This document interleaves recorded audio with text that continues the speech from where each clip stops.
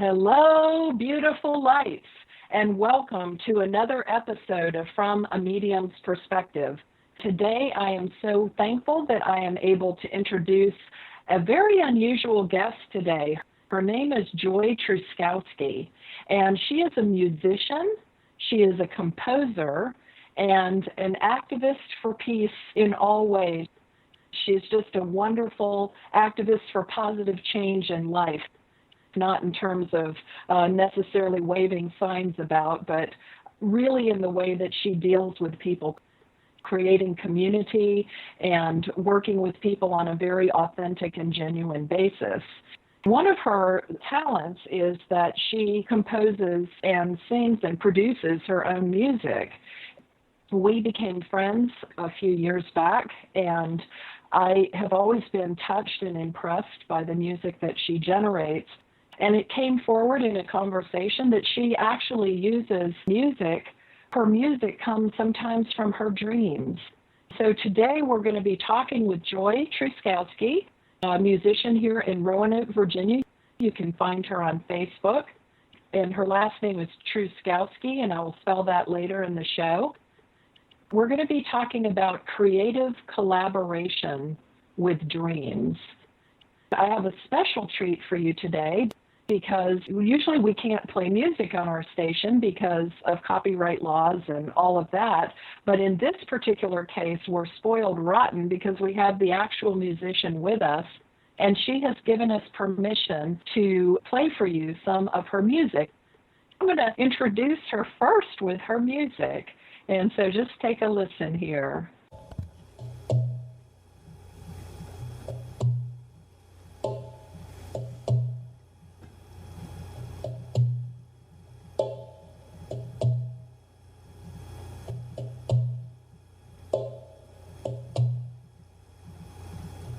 I don't have the answers now. I don't have the answers now. I don't have the answers now. And that's okay. That's okay. 'Cause time will show me the way. Time will show me the way. Time will show me the way. And that's okay. That's okay. And I will grow and I will change. I will grow and I will change. I will grow and I will change. I will change. I will change. So run, run, run, run, run, run, run. Run, run, run, run, run, run, run. So run, run, run, run, run, run, run. If that's what you need, that's what you need. So don't let anybody steal your heart. Don't let anybody steal your heart. It's your heart from the start, and you will go. You will go.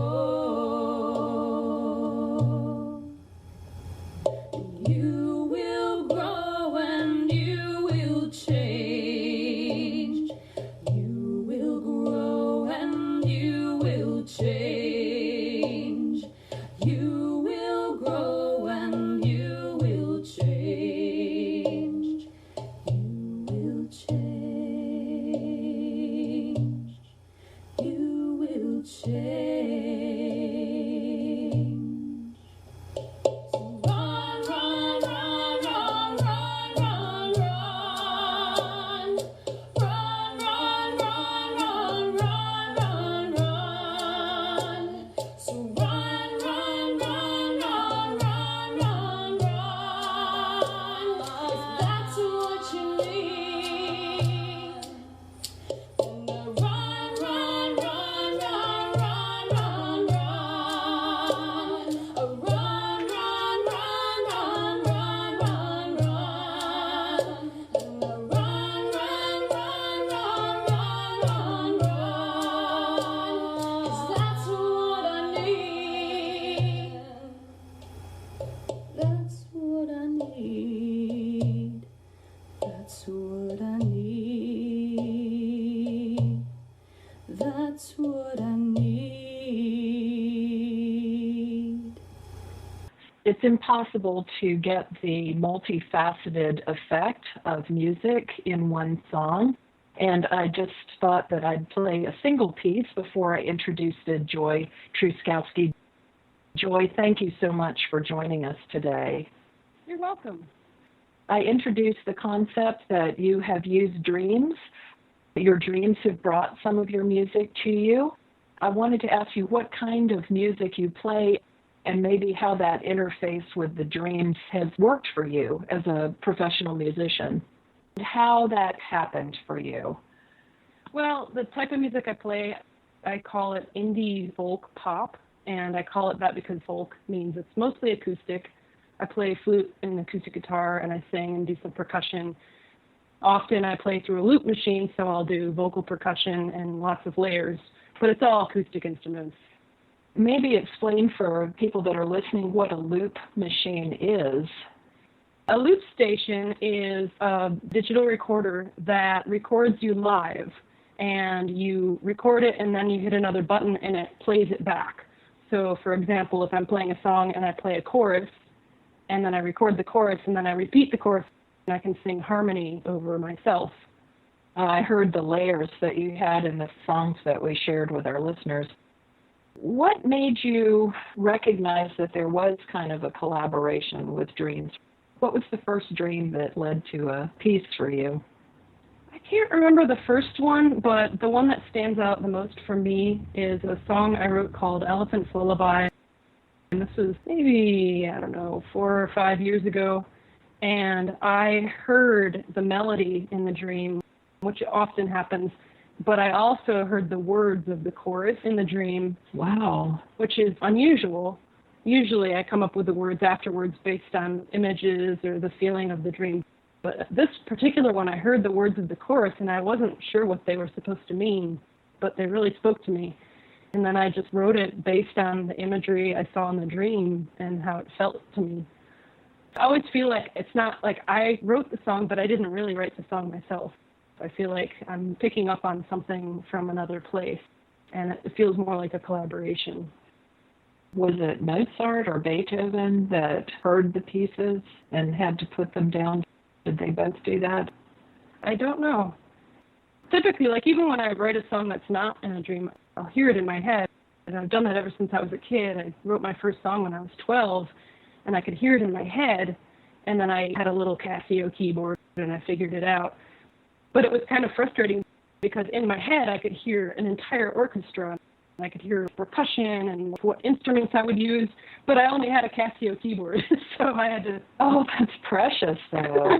That's precious. And, you know, there is so much more to our life, not just in our dream state, but around and about. And, of course, as a medium, I get to check in with that part all the time. We make a great to-do on this show about being psychic or mediumship. And I say that everyone is psychic and everyone can develop their mediumship. It isn't actually a gift per se, other than maybe some people find it easier to do it or spend more time doing it, in my case. But I also think that the universe, spirit at large, speaks truth or speaks messages through creativity, through people. Anything that flows through the right brain, whether it's an artist that's painting pictures, or a dancer that's interpreting emotions, or whether it's a musician. And I definitely believe that you are a channel of that kind of higher vibration. Your songs are very personal and very powerful in the messages that they bring. Sometimes simpler songs we kind of overlook, but they give us that sense of childlike wonder and happiness. I know in the spirit world, our joy guides or our gatekeepers, the ones that appear to us as children, they often are very playful to try to get our vibration up. But the purpose of that is to get that message through to them that's a little deeper message, a little bit more profound, that they might have been resistant to if they had not been in a better mood, perhaps. And your music does touch the soul. Thank you. Please feel free as the show goes on. If there's something you talk about and then you want to demonstrate and vice versa, we're really fortunate to have you willing to play live on the air. We appreciate that so much. I'll let you take the lead when that occurs. You were talking about the elephant. Tell us the name of the dream again. The name of the song is Elephant's Lullaby. And tell us about the dream that you experienced. I know you said that you heard some of the chorus. Did you have imagery that went along with that? Yeah, let me see if I can bring my brain back there, because there's a lot you forget over time. In the dream, I'm at a restaurant with a bunch of friends, and everybody's moving chairs around, and it seems a little bit chaotic. And I look up at the screen on the wall. You know, like restaurants have TV screens hanging up on the wall. Mm-hmm. There's this really whimsical children's show.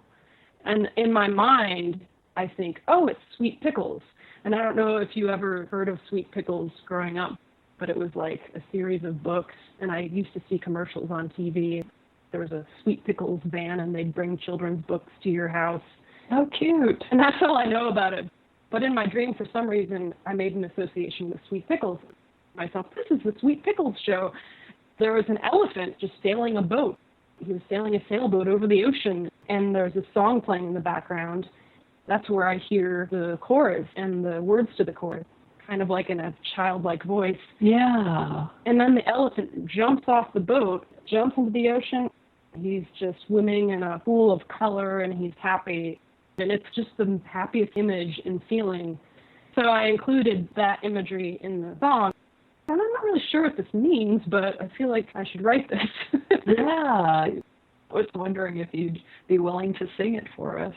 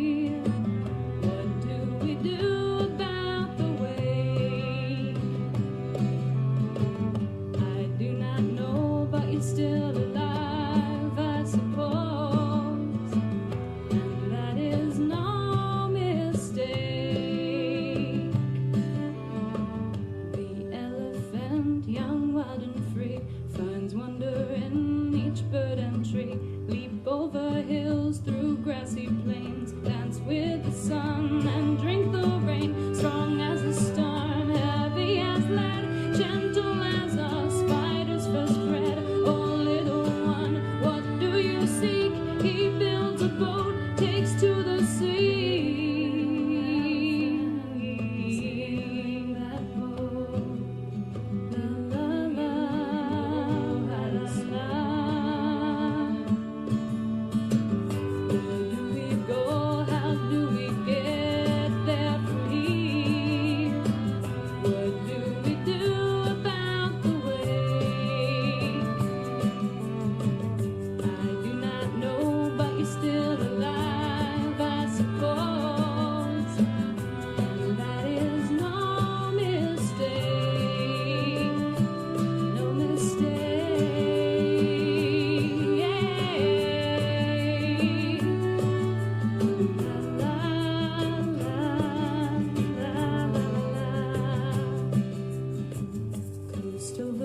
leaves and fish and whales, seahorses with their curling tails. What lies beneath those great blue waves? What hides deep down in dark sea caves? The elephant leaps from the boat. He doesn't sink, nor does he float, swirling in red and pink and blue, a place where elephant dreams come true. Elephant jumping off the boat. La la la, la la la. Where do we go? How do we get there free? What do we do about the way? I do not know, but you're still alive, I suppose. And that is no mistake, no mistake.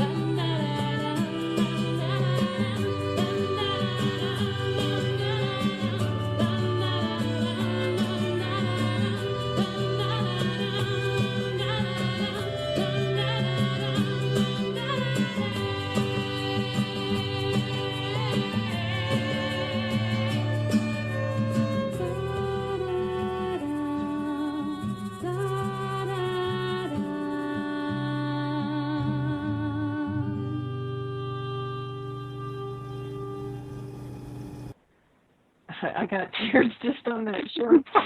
Thank you. Yeah. Wow. And it was just like, they're so simple and they don't really tell the whole story. It made me feel the same way. I was like, How beautiful.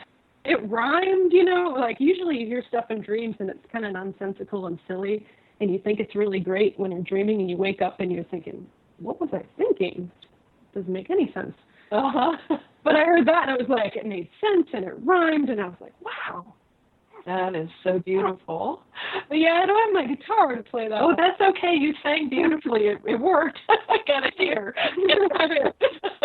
Tear in 30 seconds and under is good. So what types of things do you write about as a musician, as composer, artist? And by the way, you illustrate the covers of your CDs. Yep, I do. Cool. Yeah. And the cover of my first CD is actually the image from the elephant dream. Oh, very cool. So what do you write about? What types of things come to you? It's usually whatever philosophical thing I'm struggling with at the time. Yes. For example, I was having a struggle with a friend. Somebody was angry at me and they didn't want to be my friend anymore, and I was just, I don't know, just feeling angry myself about it, but also wanting to not let it bother me and just let it go. I wound up dreaming a melody, and it was like very like raw, kind of like roar. And I wound up writing a song about that based on the melody and the dream. And I can't even remember what the imagery was in the dream, but I used a lot of nature imagery in the song. So even though it's about being angry at a friend or being heartbroken or being frustrated with the state of the world, I used a lot of analogies using nature. And there's so much in nature that parallels our lives. To me, it's more poetic than just saying, I'm mad at you, you know, than just saying, you know, you're a jerk. Saying, hey, you know, you're cutting down the tree of our friendship, and that's sad. So anyway, that song's called Cutting Down the Tree. I wanted to ask before we go too much further, if people wanted to find you, sometimes people like to look stuff up while they're listening in. So where can they find you and your music? On my website. Which is joytruskowski.com. And I can spell that for you. Yes, please. Thank you. Joy Truskowski. It's all one word. So Joy, T as in truck, R as in river, U, S as in Sam, K as in karate, O, W, S as in Sam, K as in karate, I as in ice. Thank you so much. JoyTruskowski.com. What I wanted to ask you is, why are dreams important to you? To me, they're a connection with spiritual realm, a realm where I believe other beings exist. I have had dreams with my dad. My dad passed away about 10 years ago, and I've seen other loved ones in my dreams who have passed. I also have dreams that are very prophetic, or they help me figure out things that I'm struggling with. Just a source of wisdom that I think we all have access to. Yes, I would agree with you. I do think that dreams are our connection to the other world in our energetic space. It's our chakras that are the interface between the seen and the unseen realms. If we've lost somebody and see them in a dream, we'd say, well, they've come to me in a dream, but they didn't ever come to me, like, really. But I think what people don't understand is that is really them coming to you. If you missed the first half of our program, or you'd like to hear it again, our shows are available about a week after live production on YouTube, which is Medium Tracey Lockwood, or you can find a list organized and categorized on my website at mediumtracylockwood.com. Also, if you wanted to reach our guest, her website is joytruskowski.com, and that's Joy, TRUSKOWSKI.com. I'd also like to take just a second and thank our editor, Darlene Spies, who takes time to go back and take out all of my faux pas, like that one, and clean it up and make me sound very intelligent and fluent, and our guests as well. So I just want to thank Darlene for that, and the time that she takes to match up pictures to the videos as well, so that you can enjoy them on YouTube. All right, Joy, welcome back. I thank you so much for coming and joining us today. We were talking about dreams and how they're the portal to other worlds, and how you've received information through your dreams for some of your work. Welcome back. Thank you. I was thinking, when you sang that snippet of song, and then the one that you did second that just sort of put adrenaline through our bodies, it was awesome, how emotion is the language of spirit. And that's why I believe that spirit speaks through artists, musicians, and dancers just as much as through psychics and mediums and astrologers and numerologists. My mom used to say that art, if it's good, evokes an emotion or draws you in to contemplate or takes your mind in a different direction, sometimes gives you a mini vacation. So I was going to ask how you use dreams to write your songs. Like, how does that process exactly happen for you? Usually I'll have a dream and I hear the melody in the dream. In the dream there's usually a feeling to it and images, but usually it's the feeling that goes along with it. And I'll wake up and that's the first thing I hear, the melody in the dream. And it's always at the most inconvenient time, when I need to sleep so I can get up and go to work. And it haunts me and it says, nope, you're not going to sleep. You got to record it. So I have to get up and record it into a digital recorder, otherwise I'll forget it. So I'll record it. I have like a million little digital recordings of me with a raspy voice singing into the recorder in the darkness. And then I'll keep it, and then I'll come back to it later, and usually it syncs up perfectly with the feeling of the dream and with whatever things I'm struggling with in my life at that time. And often there's an image that goes with it, or there's something else as well that helps with the songwriting process. So like one example of that is a song I wrote fairly recently called Mirror, and in the dream I see a giraffe. I'm like on a stairwell and I see this baby giraffe, and it's adorable, it's fuzzy, it's just so adorable. And it came up to me, it was a baby giraffe, but its head was huge, like the size of a recliner. So I was kind of afraid because it came right up to me and I was like, oh my God, it could bite me, it could probably beat me up if it wanted to. But it just came to me and I petted it and it was so soft. And then people started coming into the room and the giraffe ran away. And I knew that they were coming for the giraffe and I wanted to protect it. but it ran away, and then they ran after the giraffe, and I stood there helpless, like, what do I do? There's nothing I can do. I don't want them to catch the giraffe. Yet I knew that somehow they were trying to help the giraffe. Like, when you give an animal medicine and they run away and they don't want you to. I knew that people were trying to help the giraffe. So I woke up and I heard a melody in my head, and I recorded it. And I wasn't really sure what the heck the imagery meant. But at the time, I've been dealing with a couple of friends who are depressed, who are struggling with depression. I don't know how to help them, Like, you want to help, but you realize you can only do so much. Really, all you can do is be a listening ear. You can't say, you should do this or you should do that. So anyway, I was struggling with that. Like, I want to help, but I can't. And it was exactly what was going on with the giraffe. So I started writing words, and I started writing the giraffe into the song. It just wasn't working. Mm-hmm. And then I don't know, I was like just playing around with ideas, and then it turned out to be about a mirror. So the song is about trying to help somebody, but it's also about how everybody's a mirror of ourselves. What you're afraid of in that person is actually what you're afraid of in yourself. And it also applies to people you are angry at or people you don't like. And there's like another person I was thinking of who I don't like. It's like, well, why don't I like that person? Is it because there's aspects that are true to me that I don't like about myself? And the key is to forgive that part of myself and also forgive that part of that person so that you can get past that anger and be loving and forgiving. And it's healing for yourself. It's not necessarily for that person, it's for yourself. Absolutely. It's about all those things. It actually made me think about giraffes also as a totem, perhaps, and then on a larger scale, the extinction that's going on of many of our exotic species. I think you're sharing that you write it down when you receive the dream. It's really an important thing because when we are in a dream state, we are in a higher vibrational realm.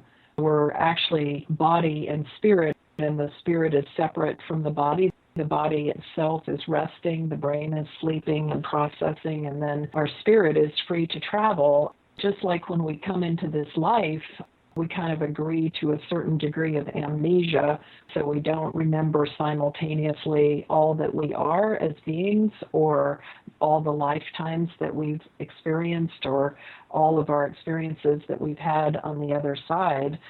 I find it kind of interesting that you use a loop machine because it kind of has that feel of weaving many lifetimes through the cycles of life and also weaving that dreamlike quality that we drift between every day, that we live and then sleep and then wake. So I just wanted to thank you for that and encourage our listeners to write your dreams down. They're valuable sources of information. When you do get a dream, how do you actually interpret them? I know sometimes you hear the actual words, and you've shared that it's the emotion, I guess, that you go from. Did you want to expand on that?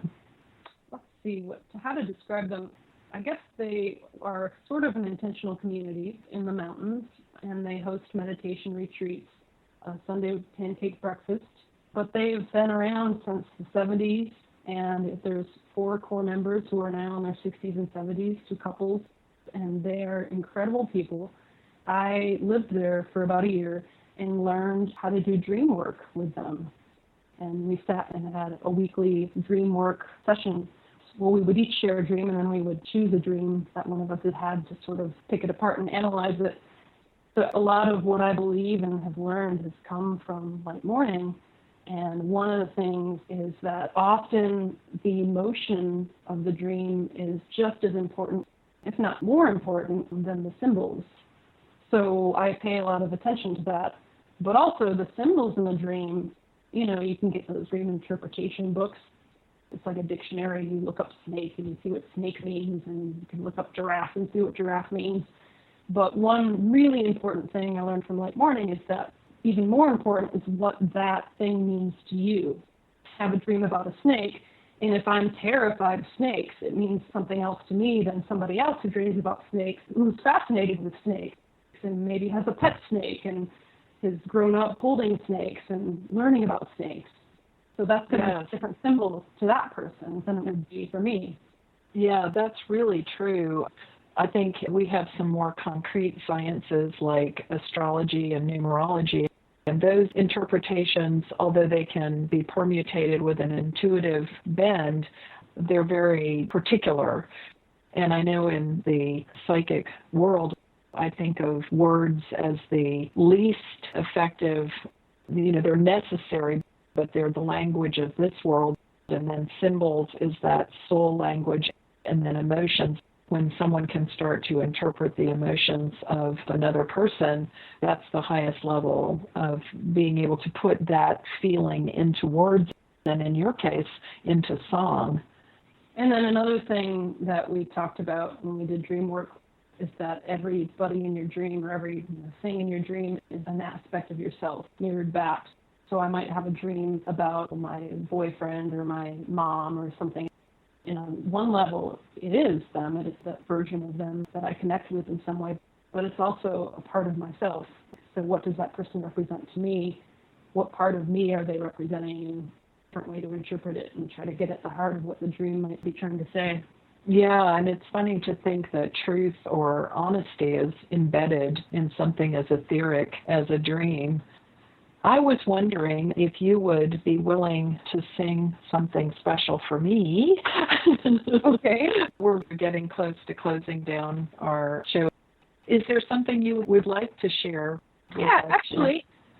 I'm going to let you sing us out of the hour. So I guess I'm going to bid our listeners adieu early because I'd like your music to be the last thing in their ears, and say that if you'd like to look at any past episodes, you can find them on my website at mediumtracylockwood.com. You can find Joy Truskowski at joytruskowski.com. They're also available on YouTube, and we'll look forward to seeing you next week for a view of life from a medium's perspective. And remember that it's never inappropriate to be kind, and without integrity, you have nothing. Joy, take us away.